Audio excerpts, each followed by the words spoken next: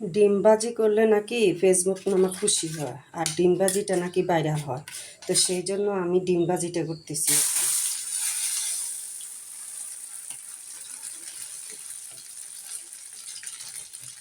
এই যে ডিমবাজিটা করতেছি, একটা একটা করে করবো, সবগুলো একসাথে দিই, আরও একটা করবো, দুটো ডিম বাজি করবো, দেখি এই ডিমবাজিটা ভাইরাল হয় কিনা।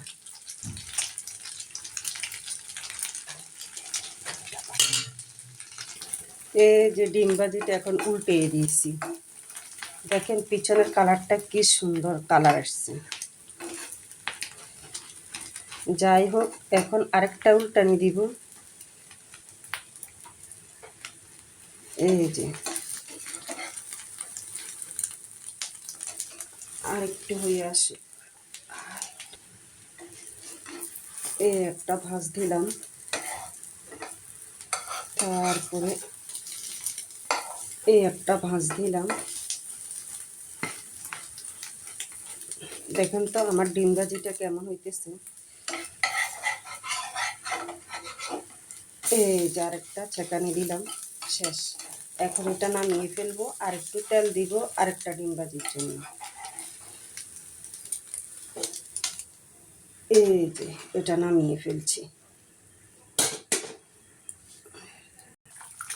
এইখানে দুইটা ডিম পোস্ট করতেছি, এগুলা আমার জন্য। এখানে একটা ভাইয়ার জন্য, একটা ভাবির জন্য, আর এটা আমার জন্য। আর আমার ছেলে যখন ঘুম থেকে উঠবে তখন ওকে দিব, ও এখন খাবে না, ঘুম ভাঙা না পর্যন্ত ঠান্ডা খাবে না। এই যে ডিম ভাজা নাস্তা বানানো শেষ।